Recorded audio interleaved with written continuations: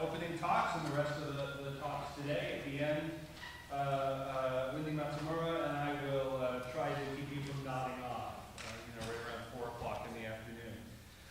So, without further ado, I'm going to introduce our first speaker is Christian Parenti from the Department of Economics at the John Jay College of Criminal Justice-CUNY, and he's going to be speaking on green modernism as if we were serious about climate change.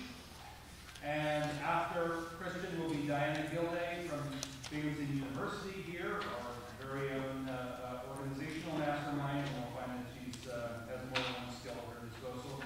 Creating the New Industrial Life, E.J. Shoes, and the co-production of Binghamton in the era of monopoly capitalism. All right.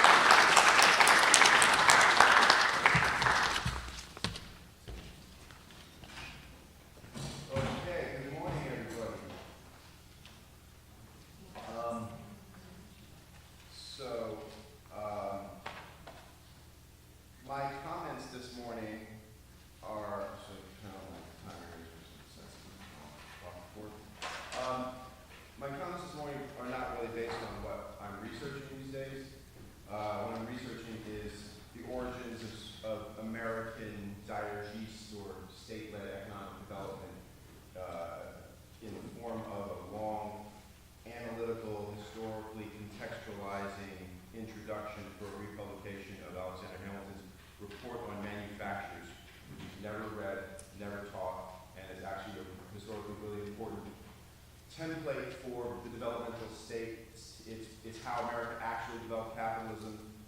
It's a document that's taken seriously in East Asia and we ignore it. So that's what my current research is. But this is more of a comment on the situation that faces the green left politically. So around climate change in particular. So I find that there's a key problem for the green left is that in facing the science around climate change, if you're really going to understand it, that immediately invites despair.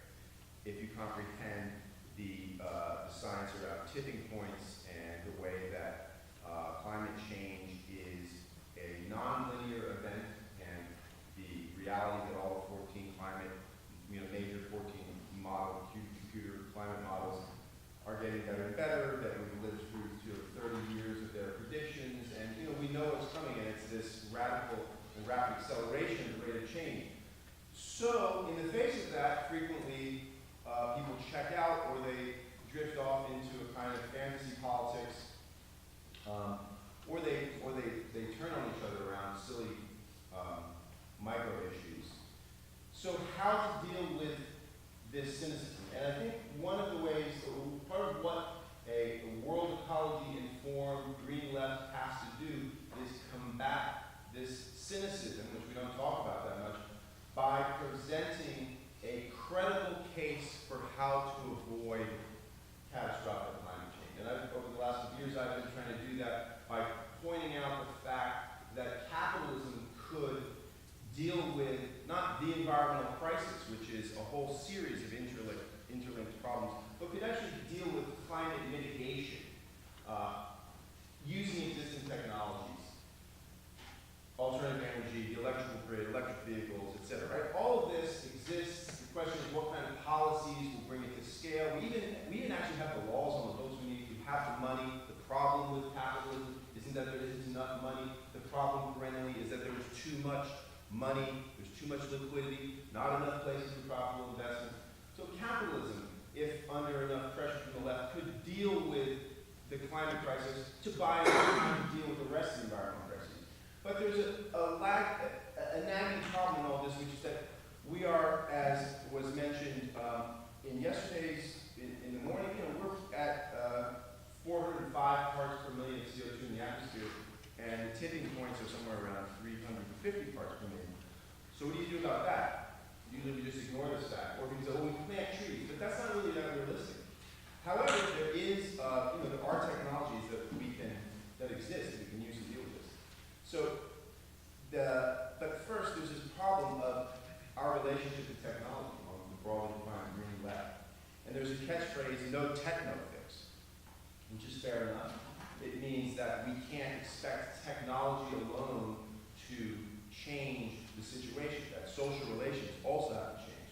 And that's absolutely correct. But no techno-fix slides into a kind of anti-technology bias, and we think that technology isn't going to be part of the solution, which is really wrong. What is an energy transition if not a massive technological project? So,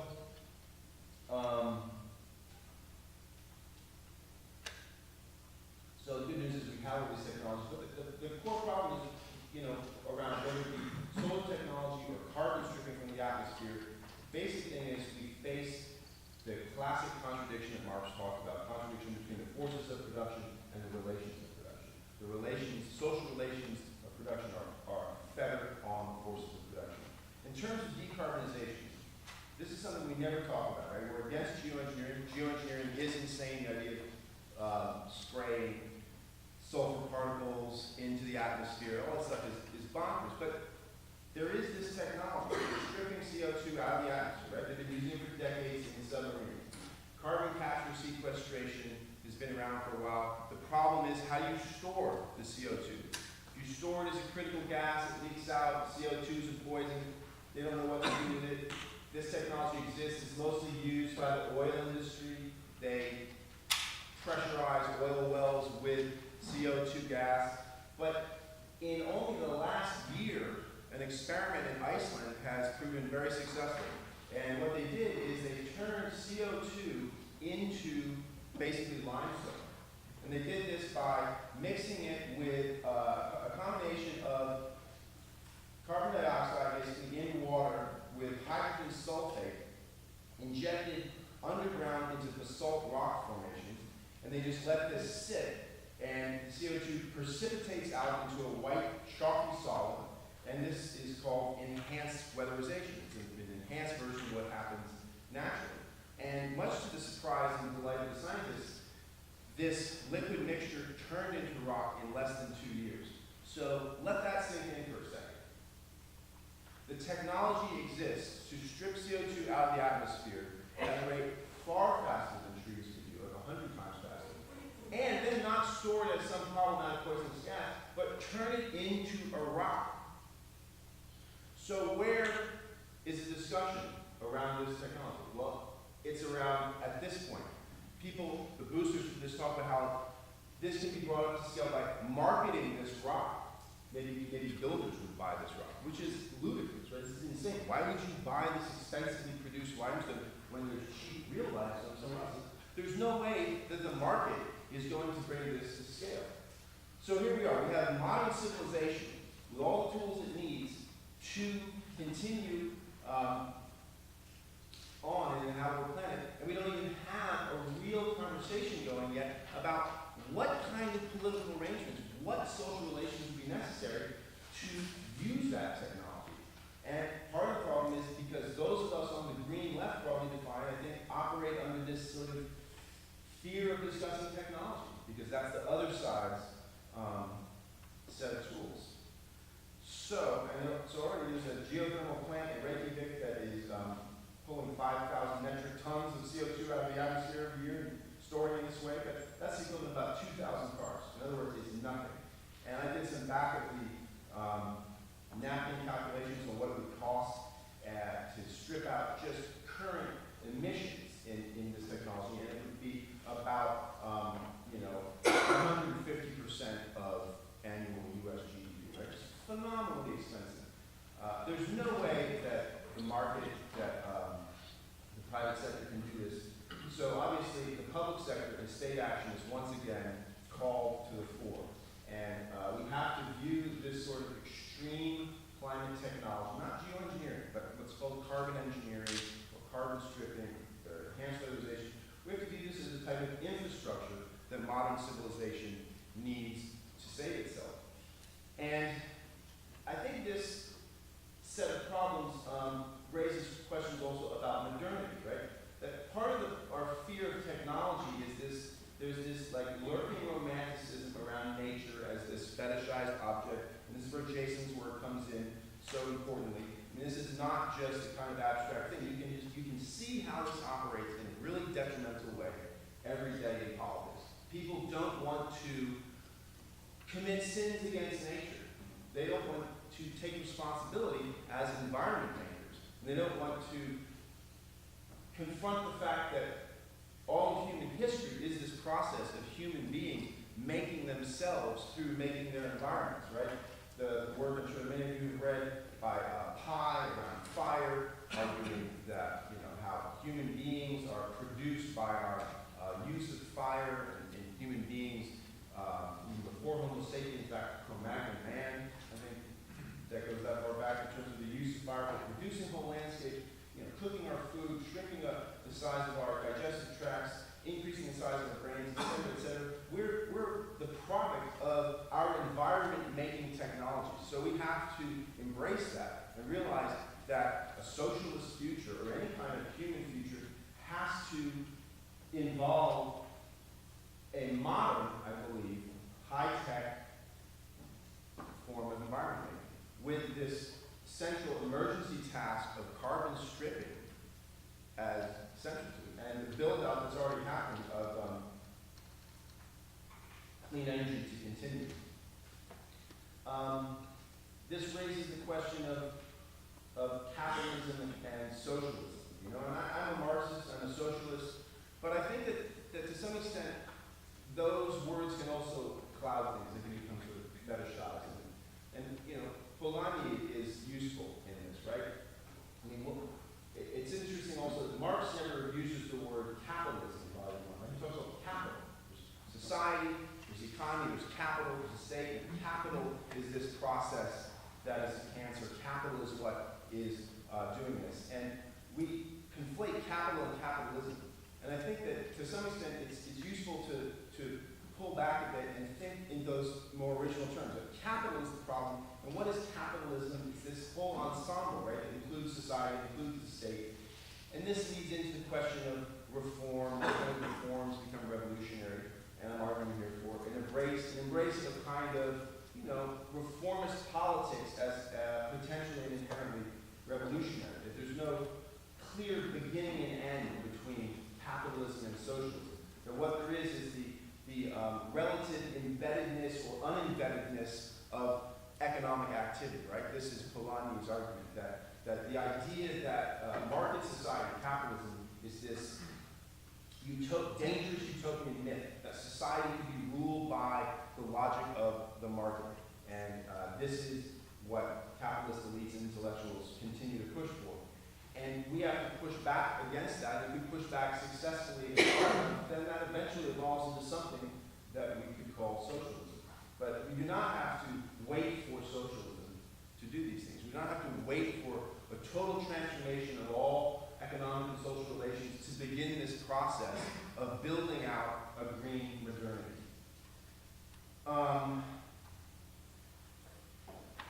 Now, along these lines, how do we do this? And this is sounds really kind of far out and utopian, and lurking in this whole discussion is this question of limits, right? In Jason's book, he talks about the 4 chiefs, and he shows how they are coming to an end, and I agree with this wholeheartedly. But there's one of these chiefs which I disagree with, and that is, I think I've sort of convinced Jason this, energy, right, is actually unlimited. The sun bombards the earth with more energy every day than human civilization has used in its entire existence. So that opens certain possibilities for overcoming the other limits in the short term within a capitalist framework, but in the long term as a set of resources for building out a socialist modernity.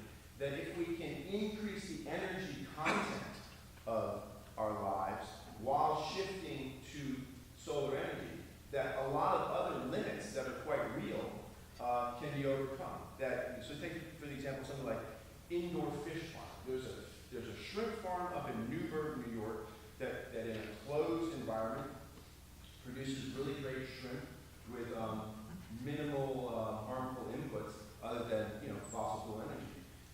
There's operating already numerous sort of indoor farms in the New York area.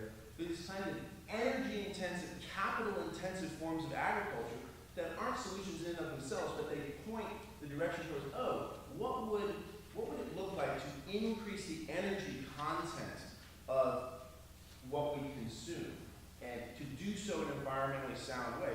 Obviously, if we had, a properly built out solar energy, wind energy sector that could, without destroying the environment and at a relatively low cost, feed all the energy necessary into these types of things, which sound crazy, but if we're serious about adaptation as well, living through this century where there's going to be extreme storms, there's going to be tremendous pressure on agriculture, where the seas are, even in the best case scenario, if there was some sort of socialist, massive socialization of all of this carbon stripping technology, and every major military country in the world shifted half the military budget to building out clean energy in this carbon stripping, we'd still face the fact that the oceans are worth like 30% more acidic than they were a century ago. This is already interrupting, how shellfish form their shells.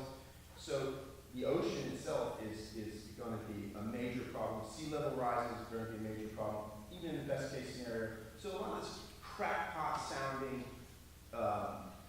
technology has to be, I think, examined from the left and rethought from the left and taken away from this kind of green capitalist boosters whose ideas are, pretty limited because they don't go beyond the market, the idea of selling services. And these services, carbon stripping, building out a clean energy infrastructure, they can only be done if they are treated as infrastructure, if they're treated as social goods that have to be done produced for their utility, for their use value, and disembedded from the logic of exchange value. So, on that note, I will pass the mic to my colleague Parenti.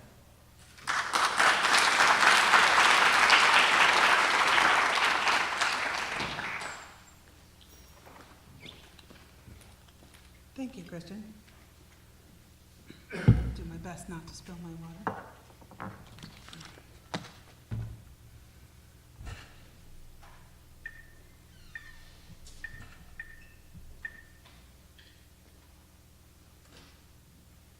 There we go.